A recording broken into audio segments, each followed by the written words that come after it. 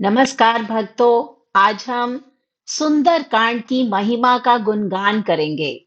संपूर्ण श्री रामचरितमानस भगवान श्री राम के गुणों और उनके पुरुषार्थ को दर्शाती है। सुंदर कांड एकमात्र ऐसा अध्याय है जो श्री राम के भक्त हनुमान की विजय का कांड है, जिसमें भक्त सभी मनोकामनाओं को पूर्ण करने वाला सुंदर कांड को माना जाता है। दरअसल हनुमान जी सीता जी की खोज में लंका गए थे और लंका त्रिकुटांचल पर्वत पर बसी हुई थी। त्रिकुटांचल पर्वत यानी कि यहाँ पर तीन पर्वत थे।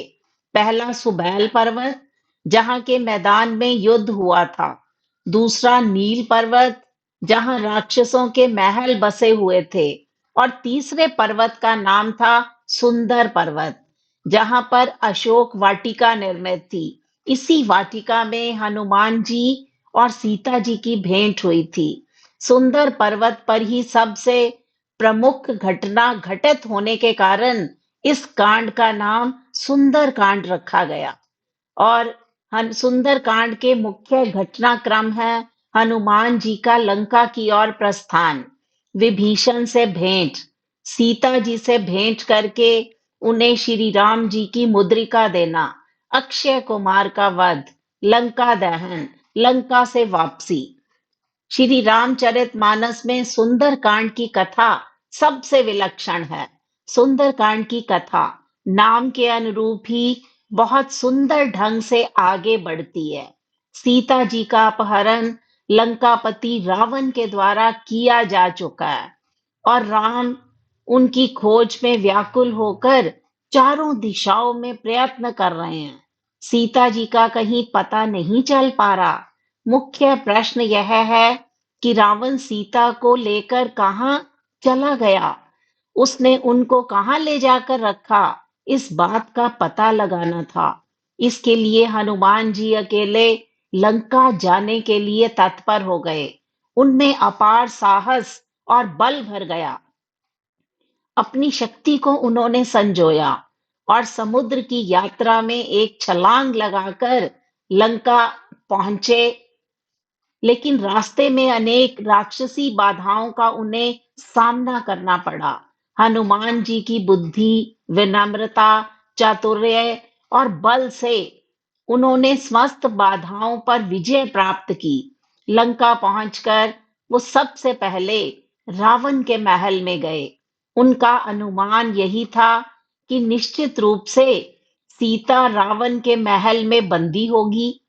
लेकिन जब सारा महल खोजने पर भी उन्हें सीता जी के दर्शन नहीं हुए, तब उन्होंने लंका में एक एक घर की तलाश करनी शुरू कर दी। इसी क्रम में उन्हें विभीषण का महल भी दिखाई दिया। यहाँ पर राम भक्ति के कुछ चिन्ह उपस्थित थे। हनुमान जी को यह देखकर कुछ आशा बंधी।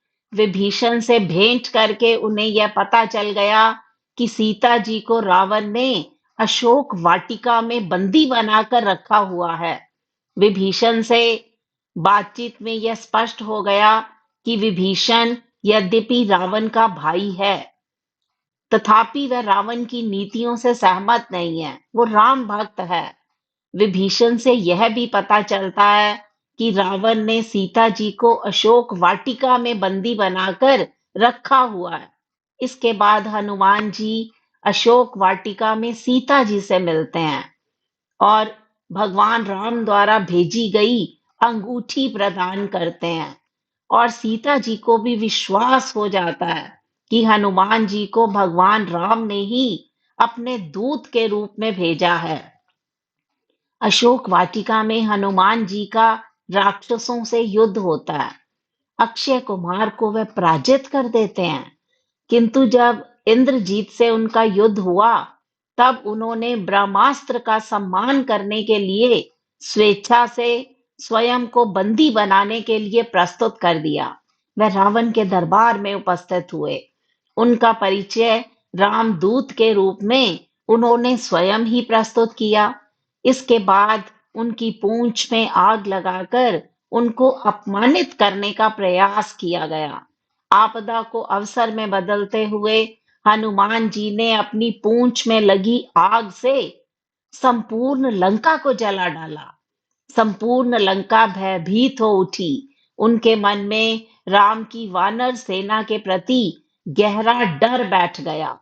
हनुमान जी जब सीता जी से मिले तो सीता जी ने उन्हें चूड़ामणि देकर विदा किया। वे वापस समुद्र पार कर सभी वानरों से मिले और सभी वापस सुग्रीव के पास चले गए। हनुमान जी के कार्य से राम जी अत्यंत प्रसन्न हुए। राम जी वानरों की सेना के साथ समुद्र तट पर पहुंचे। उधर विभीषण ने रावण को समझाया कि राम जी से बैर ना ले। इस पर रावण ने विभीषण को अपमानित करके लंका से निष्कासित कर दिया। विभीषण राम जी की शरण में आ गए। राम ने उन्हें लंका का राजा घोषित कर दिया। राम जी ने समुद्र से रास्ता देने की विनती की। विनती ना मानने पर राम जी ने क्रोध किया। उनके क्रोध से भयभीत होकर समुद्र से स्वयं आकर राम जी की विनती करने के पश्चात नल और नील के द्वारा पुल बनाने का उपाय बताया गया और यहीं से ही सुंदरकांड की समाप्ति होती है। और सुंदरकांड अपने आप में एक विलक्षण कांड है जो कि भक्त जनों को सभी मनोकामनाएं पूर्ण करने की प्रेरणा देता है। यही था सुंदरकांड की महिमा। धन्यवाद।